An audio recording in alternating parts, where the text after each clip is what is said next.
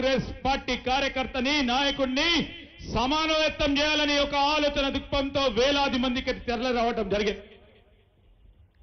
దాదాపు నెల రోజుల నుంచి ఈ జై బాపు, జై భీమ్, ఈ జై సంవిధాన్, మన రాజ్యాంగం, ఈ కార్యక్రమ భాగంలో ప్రతి ఒక్కరు ప్రతి గ్రామంలో ఇంటింటికి పోయి ఈరోజు మన రాహుల్ గాంధీ గారు, మన అధ్యక్షులు మల్లికార్జున్ ఖార్గే గారు, సోనియా గాంధీ గారి నేతృత్వంలో రాజ్యాంగానికి సంబంధించిన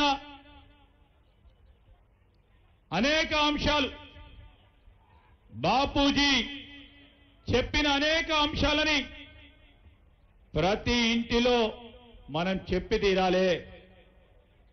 ఈరోజు రాజ్యాంగాన్ని బలహీనపరిచే విధంగా చేస్తా ఉన్న ప్రయత్నాలను అడ్డుకోవాలి. ఒక ప్రక్కన బీజేపీ నాయకత్వం, బీజేపీలో ఉన్న మరి హోంమంత్రిగా ఉన్న పెద్దలు రాజ్యాంగం విషయంలో, అంబేద్కర్ గారి విషయంలో ఏ విధంగా మాట్లాడటం జరిగింది, చులకనగా మాట్లాడటం జరిగింది, బలహీనపరిచే కార్యక్రమం జరుగుతా ఉన్న సందర్భంలో ఒక జాతీయ పార్టీగా, స్వాతంత్ర ఉద్యమంలో పాల్గొన్న పార్టీగా, బాపూజీ గారు ఇచ్చిన ఆదేశాలను నడిచిన పార్టీగా, రాజ్యాంగ రూపకల్పైన అంబేద్కర్ గారిని ఆనాడు కాంగ్రెస్ పార్టీ ప్రభుత్వ హయాంలో రాజ్యాంగాన్ని నిర్మాణం చేయాలని ఒక మేధావి మరి డాక్టర్ బాబాసాహెబ్ అంబేద్కర్ గారి అధ్యక్షన చేసిన కార్యక్రమాలు ఎక్కడ కూడా ప్రపంచంలో మన భారతదేశం పట్టం ఉన్నంత వరకు ఈ ప్రపంచ దేశాల్లో అగ్రగామిగా ముందుకు పోవాలని చేస్తా ఉన్న సందర్భంలో మరి వీరు బాపూజీ గాని అంబేద్కర్ గారు గాని వారి ఆలోచన విధానాన్ని ఇంకా పెద్ద ఎత్తున ముందుకు తీసుకెళ్లాలని ఆలోచన చేస్తూ రాష్ట్ర ప్రభుత్వం తరఫున గౌరవ ముఖ్యమంత్రి రేవంత్ రెడ్డి గారు గాని, గౌరవనీయులు deputy chief minister Bhatti Vikramarka గారు కానీ ఈ రోజు మనం అందరం చూస్తా ఉన్నాం.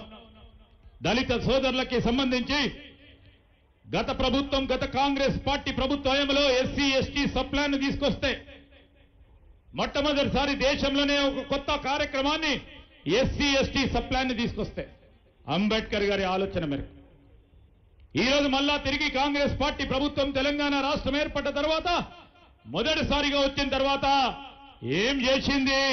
ఆ దళిత సోదరులు వేచి చూస్తా ఉన్నా ప్రధానమైన కార్యక్రమం కేటగరైజేషన్ చేసి ఈ రోజు చట్టాన్ని తీసుకొచ్చి దేశవ్యాప్తంగా దిక్సూచిగా నిలబడ్డ మొట్టమొదటి కాంగ్రెస్ పార్టీ ప్రభుత్వం ఇది తెలంగాణలో ఏర్పడ్డది. రాహుల్ గాంధీ గారి ఆలోచన మేరకు ఈరోజు ఓబీసీలకు సంబంధించి, ఇతర వర్గాలకు సంబంధించి జనగణన చేయాలని ఒక దృఢ నిశ్చయంతో జనగణన చేసి రాబోయే కాలంలో ఓబీసీలకు సంబంధించి ఈరోజు అన్ని వర్గాలకు సంబంధించిన ప్రజానికానికి న్యాయం చేయాలి అనే ఉద్దేశంతో జనగణన కూడా కార్యక్రమాలు చేయటం జరిగింది. ఇవన్నీ మేము చేస్తా ఉన్నాం. ఏమి చేశారు కాంగ్రెస్ పార్టీ ప్రభుత్వం? ఒక్క సంవత్సర కాలంలో 10 సంవత్సరాల కాలం పాటు చేయలేని అనేక అంశాలు నేను సూచాఛాయగా చెప్తా. ఈరోజు రాసుకోండి. బీజేపీకి సంబంధించిన వారు, టీఆర్ఎస్ సంబంధించిన వారు ప్రతిరోజు విమర్శ చేసేవారు. ఒక్క సంవత్సరంలో రాజకీయ చిత్తశుద్ధి ఉంటే ఏం చేయగలుగుతామో ఈ రోజు ముఖ్యమంత్రి రేవంత్ రెడ్డి గారు గాని, భట్టి విక్రమార్క గాని, సహచరం మంత్రివర్గ సోదరులు గాని ఈ రోజు మేము చెప్తా ఉన్నాం. మహాలక్ష్మి కార్యక్రమం, ఉచిత బస్సే గాని, రాజీవ్ ఆరోగ్యశ్రీ 10 లక్షల రూపాయల కార్యక్రమం గాని, గృహజ్యోతి కింద 200 యూనిట్ల ఫ్రీ కరెంటే గాని, సిలిండర్లు 500 రూపాయలకి ఇచ్చటమే కానీ, ఇందిరమ్మ ఇల్లు మొదలు పెట్టడంతో పాటు 57,000 ఉద్యోగాల భర్తీలు ఈ రోజు డిప్యూటీ చీఫ్ మినిస్టర్ గారి ఆధ్వర్యంలో రాజీవ్ యువ వికాస కార్యక్రమంతో పాటు 21,000 రూపాయల రైతు రుణమాఫీ, రైతు భరోసా, సన్నధాన్యానికి 500, ఇందిరమ్మ ఆత్మీయ భరోసా, రైతులకు ఉచిత విద్యుత్తు, బీసీలకు సంబంధించి జనగణన.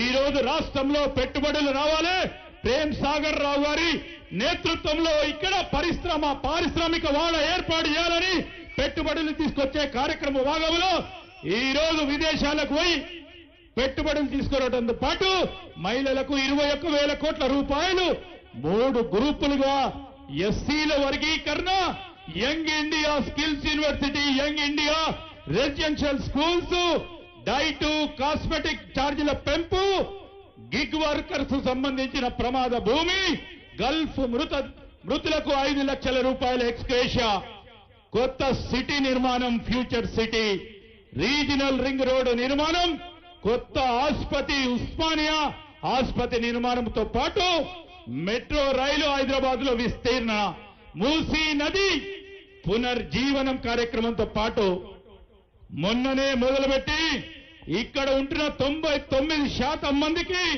తెల్ల రేషన్ కార్డు ఉన్న ప్రతి ఒక్కరికి వ్యక్తికి 6 కేజీల చొప్పున సన్న బియ్యం ఇచ్చే కార్యక్రమాలని 1 సంవత్సర కాలయంలో మనం ప్రభుత్వం చేపట్టిన విజయాల వీధి, ప్రగతి రథం, సకల జనుల హితం, మా ప్రజా ప్రభుత్వం చేస్తా ఉన్న కార్యక్రమ భాగంలో ఈ రోజు పెద్దలు ప్రేమ్ సాగర్ రావు గారు నాకు కొద్దిగా ఈర్ష్య కలుగుతాను.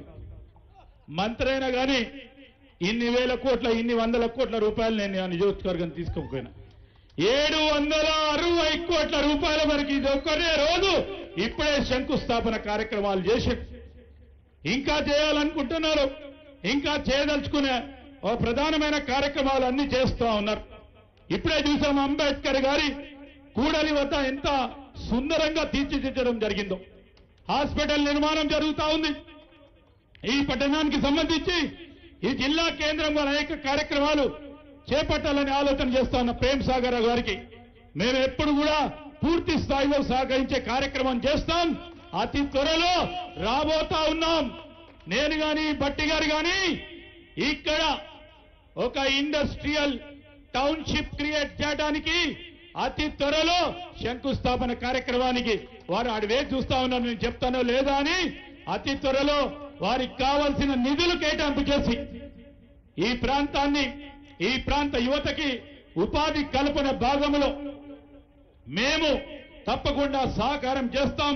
పరిశ్రమల ఏర్పాటు చేయడానికి పూర్తి స్థాయిలో మా వంతు సహకారం ఉంటుందని మీ అందరికీ మనవి చేయడానికి మేము వచ్చాం.